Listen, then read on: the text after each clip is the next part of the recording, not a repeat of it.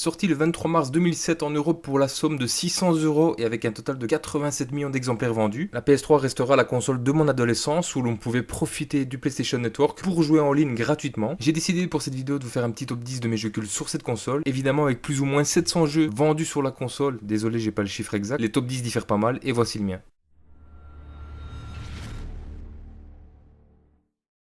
On commence doucement avec un jeu qui ne fera pas partie de beaucoup de top 10 d'autres joueurs et qui est clairement mon plaisir coupable de stop. En tant que fan de tennis, Top Spin 4 est clairement le meilleur jeu de tennis de tous les temps. Alors oui, c'est axé sur la simulation, il manque beaucoup de grands noms de tennis de l'époque et quelques grands chelems. Mais en ce qui concerne la manière de jouer, où vous n'avez pas l'impression de contrôler un pétrolier sur le court, le jeu surpasse tous les autres jeux sortis auparavant et même à l'heure actuelle. La carrière solo est basique mais fait très bien son taf. J'aimais beaucoup ce jeu, je l'aime encore actuellement. J'y ai passé beaucoup d'heures et je me suis même retrouvé dans le multi. Même si les joueurs qui faisaient des services volés m'ont fait péter des câbles sur ce jeu, Top Spin 4 mérite sa 10e place.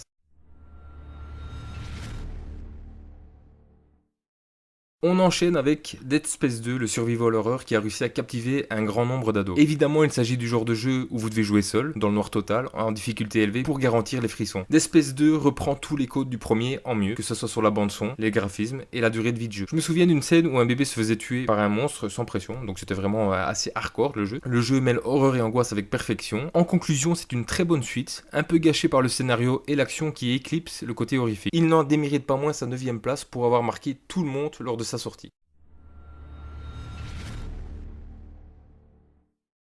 Far Cry 3 est un FPS à monde ouvert. En gros, il s'agit d'un bac à sable pour grands. Le solo du jeu est absolument fou, un scénario vraiment addictif, une durée de vie colossale, un gameplay rafraîchissant et très riche, des graphismes somptueux, une bande son excellente, un multi plaisant et pouvoir se balader sur cette île en mode vraiment libre, quel plaisir. Far Cry 3 est une perle du jeu vidéo. Malgré toutes ses qualités, ce qui fait vraiment le succès du jeu, c'est son méchant emblématique Vas Montenegro que vous aimerez détester. 8e place pour ce jeu culte. Comme beaucoup de gens, j'ai été un grand fan des premières saisons de The Walking Dead. Il arrive en 2012 sous forme de jeu qui se déroule sur 5 saisons épisodiques. Le jeu est sous forme de point and click et je me suis penché sur le 5e épisode No Time Left. J'ai beaucoup aimé ce jeu, d'où sa 7e place, et l'histoire est faite de sorte à ce qu'à un moment ou un autre, vous soyez obligé de faire des sacrifices complètement atroces. Chaque moment est très intense et rien n'est laissé au hasard. L'histoire est très surprenante et les personnages ont vraiment toute une personnalité bien marquée, même les enfants, ce qui est plutôt rare. C'est un épisode assez noir mais largement plus dense que ses prédécesseurs. C'est une réalité crue, on s'y croirait vraiment et cela m'a fait vibrer.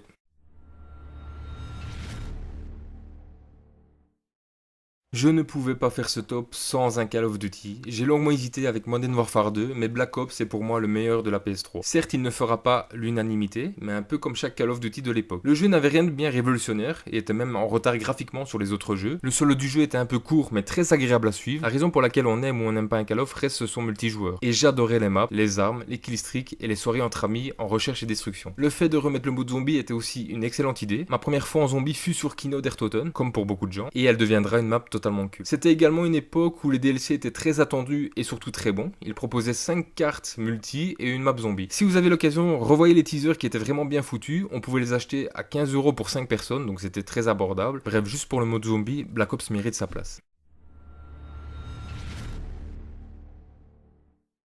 N'étant pas fan de la saga BioShock, je n'ai pu que m'incliner devant BioShock Infinity. Le jeu d'action à la première personne est pour moi un très bon jeu qui a reçu quelques notes un peu surcotées. Esthétiquement, c'est vraiment un régal, du travail d'orfèvre, artistiquement complètement maîtrisé et très abouti. Le personnage d'Elizabeth, qui est le personnage secondaire qui vous accompagne, est extrêmement attachant et apporte beaucoup au gameplay, ce qui change de l'allié contrôlé par l'IA complètement stupide. J'aime beaucoup la ville flottante de Columbia, où je me baladais librement pour découvrir le moindre recoin, et Sans Paul, pour ceux qui souhaiteraient encore le faire, la fin est vraiment grandiose.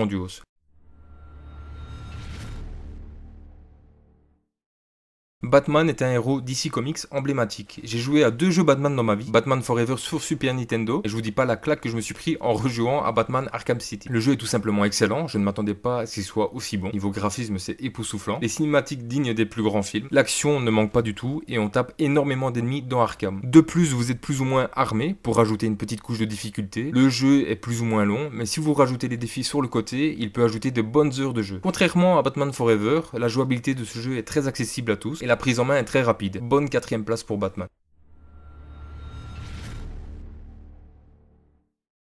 Premier jeu Rockstar du top avec le premier Red Dead Redemption. Je vous cache pas qu'à l'époque j'étais assez réticent d'un jeu dans le milieu sauvage du Far West. Bien que ça soit au niveau du background du jeu, il mélange habilement toutes les plus grandes scènes vues dans les plus grands westerns. Les personnages qui, comme à l'accoutumée chez Rockstar, font preuve à la fois de caricature et d'ironie, mais également d'une profondeur, jusqu'à l'attachement pour certains. Le terrain de jeu est parfaitement calibré pour la diversité des paysages rencontrés au fil de nos cavales à cheval que pour les scènes de fusillade intense. Absolument tout dans ce chef-d'œuvre qui est Red Dead Redemption impose la finition parfaite et le travail bien fait. Du Made in Rockstar tout simplement. Il reste aujourd'hui un très grand jeu qui restera dans la mémoire de beaucoup de gens.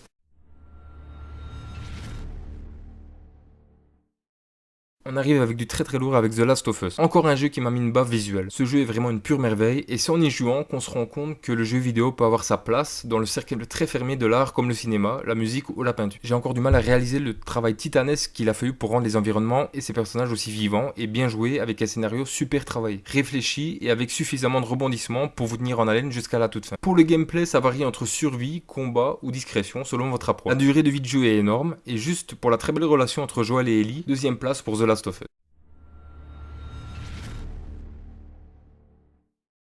Je ne suis pas très original pour la première place, mais comment ne pas y mettre GTA V? Il est mon dernier jeu PS3 et mon premier PS4. J'ai hésité à mettre GTA 4, mais il faut avouer que le 5 surpasse sur tous les points son prédécesseur. Concernant la ville, Los Santos est magnifique et très immersive au vu de sa diversité et son ambiance. La map du jeu est très grande et il vous faudra un bon bout de temps avant d'en faire le tour. Pour son jeu, Rockstar amène le joueur à contrôler 3 personnages qui étaient un énorme bond en avant de la part des développeurs. Ces 3 personnages, tous stéréotypés et n'ayant strictement aucun point commun, ce qui permet de varier le gameplay avec les 3 là, et nous allons avoir une évolution de leur relation au fur et à mesure que l'histoire avance. Avec GTA V, on a eu droit à un vrai mode multijoueur parce que celui du 4 était pas vraiment au top et j'ai passé de vraies nuits blanches à me taper des fous rires avec le mode braquage. Évidemment que le jeu a des défauts, que ce soit en solo ou en multi, et une fois que l'histoire est terminée, les choses à faire sont assez répétitives, mais ce jeu reste vraiment une pépite. Pour moi, GTA V est the go de la PS3. Voilà les amis, c'est sur ça que se termine la vidéo. J'espère que le top vous aura plu. N'hésitez pas à me dire en commentaire votre top 3 ou top 10 de la PS3, vous faites comme vous voulez. Évidemment, on se retrouvera pour mon top 10 PS4 pour conclure